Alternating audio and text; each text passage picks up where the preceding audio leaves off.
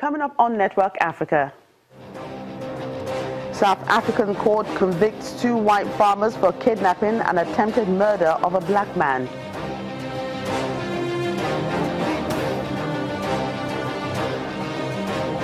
Angola's main opposition rejects first batch of the general election results.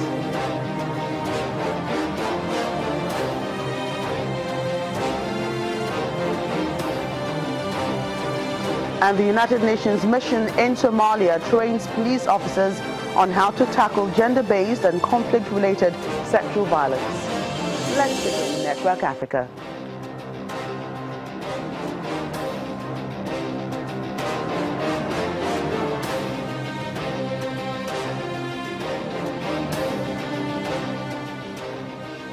Hello and welcome to the program. I'm Joke Rogers. We begin today in South Africa, where 2 white farmers have been granted bail after being convicted of attempted murder and kidnapping of a black man.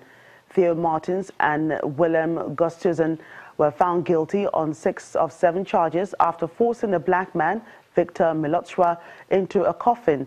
Victor, who is a 27-year-old farmer, was beaten and forced into the coffin by the 2 farmers in 2016. The pair, who are to be sentenced on the 23rd of October, denied the charges. The case has caused outrage in South Africa and highlights racial tensions in towns' farming communities. Well, joining us now is our South Africa Bureau Chief, Betty de Beer. Betty, what has been the reaction to the victim's family to the ruling? Well, as expected in South Africa, where there is a racial debate that is ongoing, is part of the daily life, you have people who, and I'm not talking about whites and blacks, whites or blacks. You have a mixed race of people, who believe that justice has been served. But you still have those who are raising the issue of farm murders in the country. Let me start with his family. We haven't quite heard an official statement from the family, but they have been steadfast in attending the court proceedings, and I'm sure they will be very relieved, or I'm sure they will believe that justice has been served in this case, that they have been found guilty of some of the charges that was brought against them. But the debate is ongoing. People raising the issue of farm murders, where some of the employees, or they claim black people who work for them, kill a number of the owners, farm owners, who happen to be white.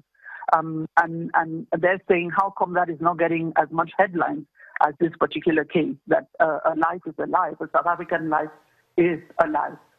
So that's the way, that's where it is now. We haven't heard the sentence, in which will come much later, as you said, but people are relieved, people are happy, and there are those who are not, who believe that there must be equal attention paid to the farm, which is a major issue for some of the farm owners who incidentally happen to be white. How significant is this ruling for South Africa? Hate crime in South Africa, any part of the world, is bad.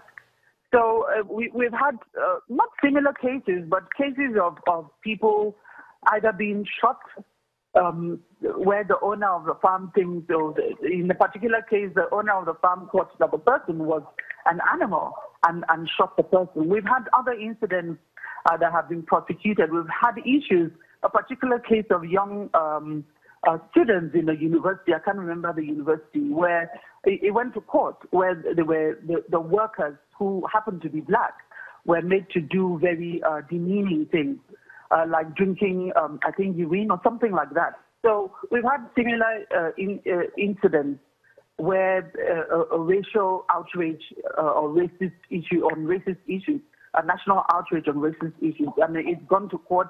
Some were prosecuted to the end, and some just didn't, stay out there as much as this. This ruling sets precedent for any further cases. What has been the general attitude towards blacks in South Africa, and are they also happy about this verdict? I wouldn't say it sets a precedent. If you heard me the last time, there have been other cases, but There is still a racial debate going on in South Africa. They're grappling with their own issues. They're grappling with the racial issues on both sides. It's not just towards the black people. Black people are in power at the moment, and so the fact that they are in power, they're more empowered to speak up against some of what they describe as discrimination. We've seen some of that characterized even in some of the soap operas that we watch on TV, where some people are victimized because of their race. But it's an issue that they're dealing with at the moment on a daily basis.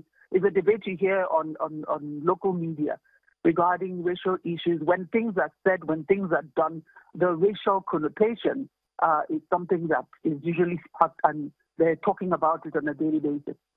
Well, thank you for your thoughts on that. Our South Africa Bureau Chief Betty Dibiya speaking there. Let's move on. British Foreign Secretary Boris Johnson says Field Marshal Khalifa Haftar, the man who controls eastern Libya, has pledged to give up military rule if he becomes the country's president.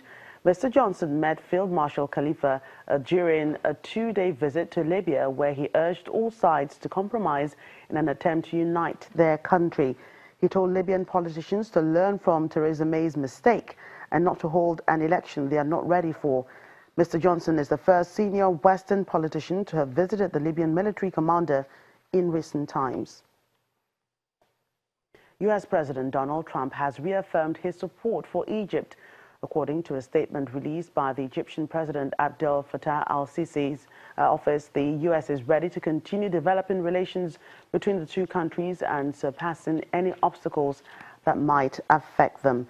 The call comes days after it was revealed that the U.S. government was going to cut some aid to Egypt, having failed to make progress on improving human rights and democracy.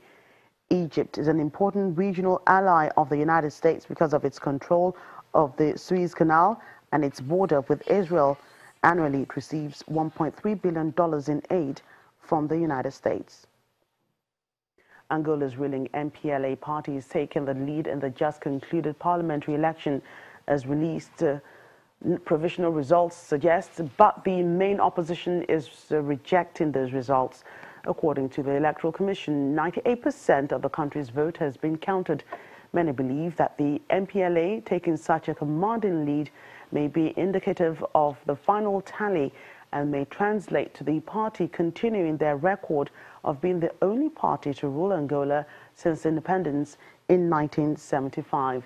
The outstanding ballots are not likely to change the outcome of the elections. The party received 61% of votes cast during Wednesday's election. The parliamentary elections held is expected to usher in a new leader after Jose Eduardo dos Santos' 38 years in power.